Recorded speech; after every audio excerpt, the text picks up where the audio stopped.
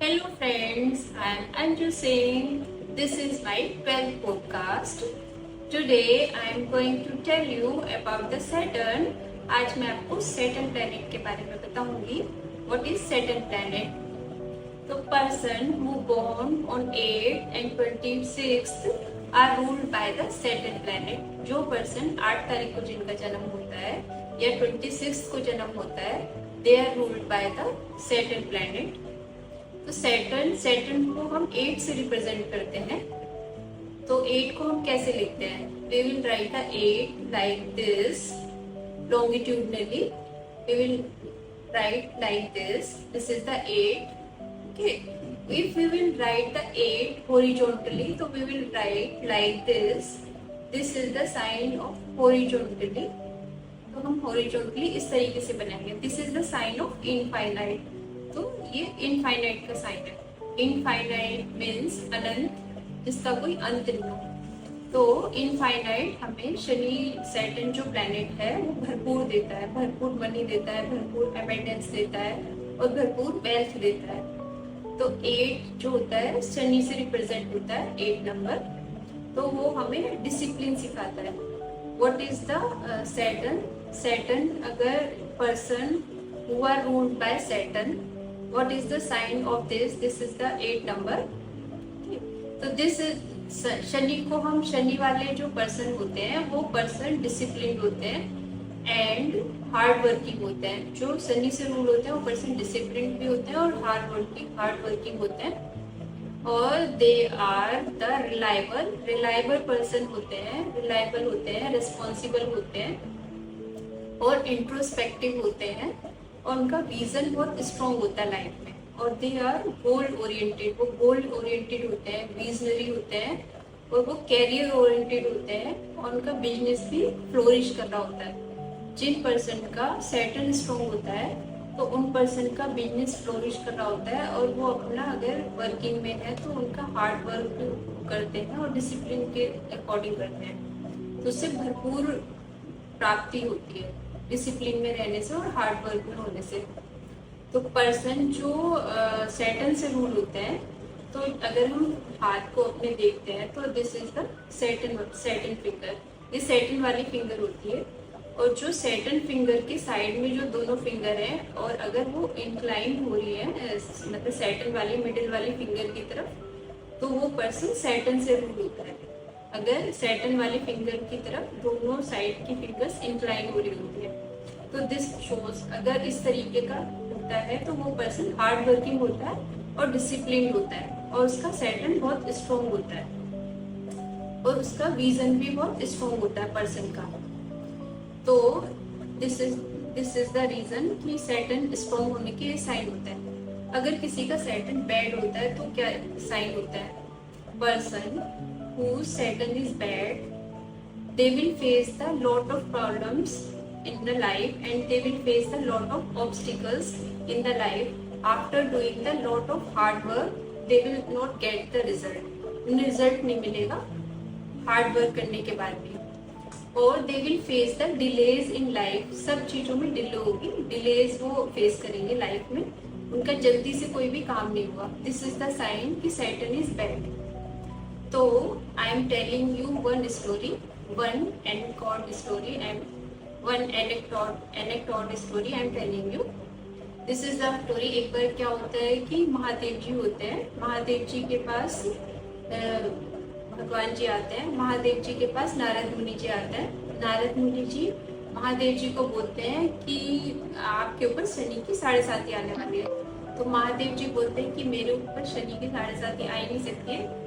तो फिर लेकिन नारद मुनि जी बोलते हैं नहीं, आप शनि की 7.5 के प्रकोप से बच नहीं सकते हैं. तो महादेव जी क्या करते हैं? महादेव जी गंगा जी के अंदर चले जाते हैं और वहाँ 7.5 साल तक अर्धनग्न अवस्था में तपस्या करते हैं. तो जब 7.5 साल कंप्लीट हो जाते हैं तो तपस्या से बाहर आते हैं. तो शनिदेव जी से मिलते हैं. तो शनिदेव जी को बोलते हैं देखिए आपके प्रकोप से मैं 7.5 साल तक बच गया.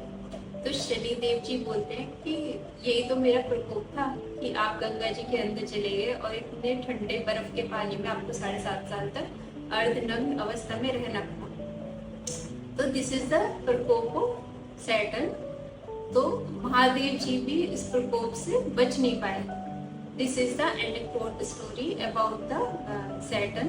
तो एक आपको मैंने छोटी सी स्टोरी बताई सैटर्न के बारे में। तो जो सैटर्न से रूल होते हैं पर्सन, तो वो स्ट्रॉन्ग होते हैं और हार्ड वर्किंग भी होते हैं, जैसे कि मैंने आपको बताया। तो पर्सन को क्या करना चाहिए इसमें, what is the remedy behind this? तो there is a lot of remedies, जैसे कि ये वाली जो मिडिल फिंगर है उसे ये सैटर्न से बिलोंग करती है। तो व्हाट वी शुड डू, तो we should do like this. इस फिंगर को इस तरीके से करना चाहिए तो नेगेटिविटी विल कम आउट। तो इस फिंगर को इस तरीके से करने से तो negativity will come out from our body. तो हमारी बॉडी से नेगेटिविटी बाहर आएगी, तो हम अपने सैटर्न को स्ट्रॉन्ग करेंगे। और वी शुड वर्शिप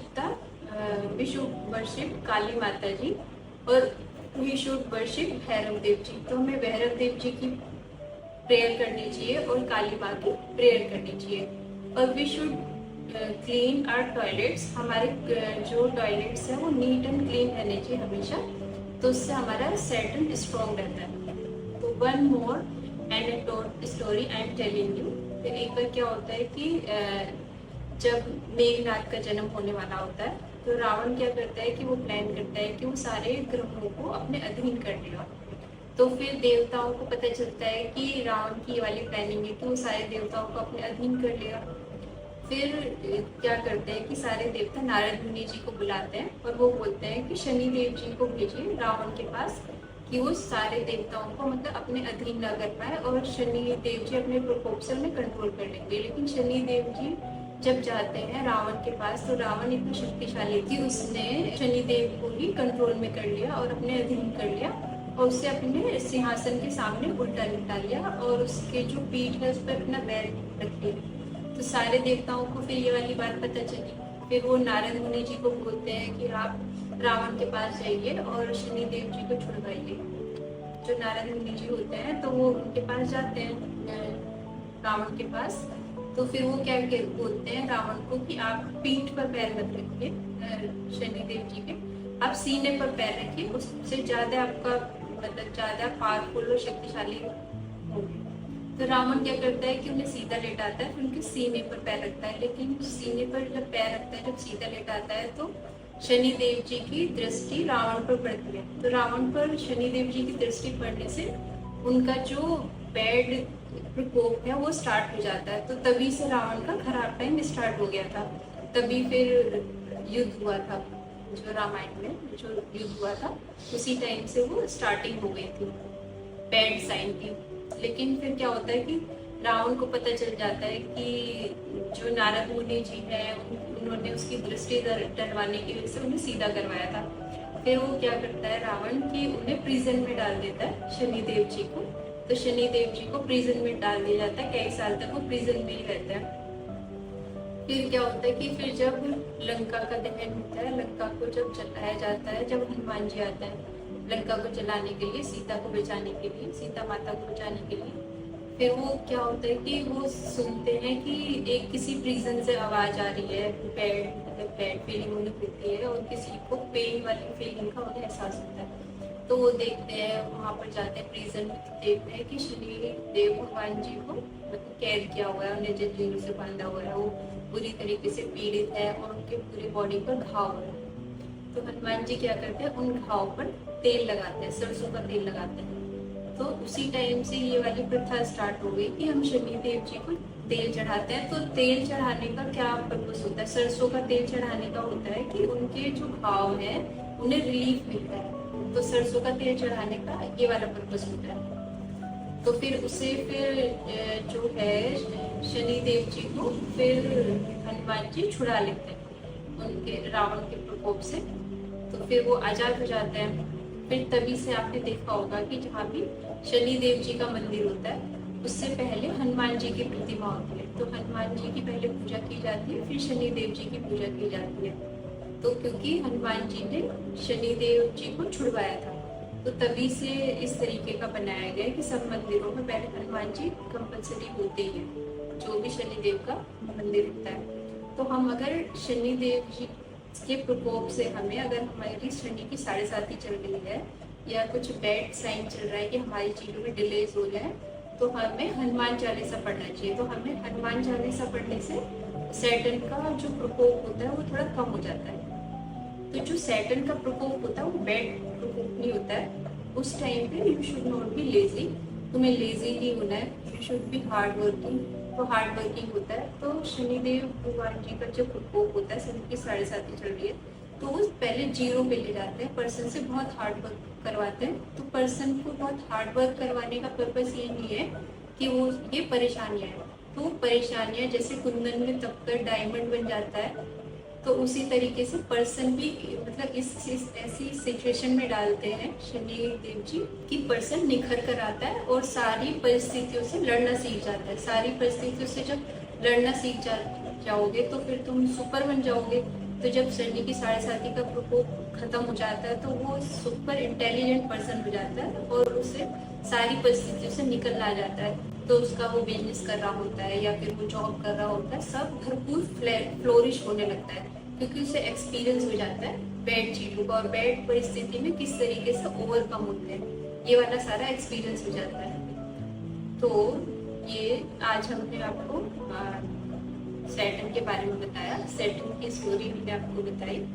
तो आपको की बैड साइन क्या होते हैं और सैटर्न को अपने कैसे स्ट्रेंथन करते हैं, दिस इज द स्टोरी। और आपको मैंने 2 एनेक्डोट स्टोरीज भी बताई सैटर्न के बारे में। सो फ्रेंड्स, मिलते हैं नेक्स्ट पॉडकास्ट में।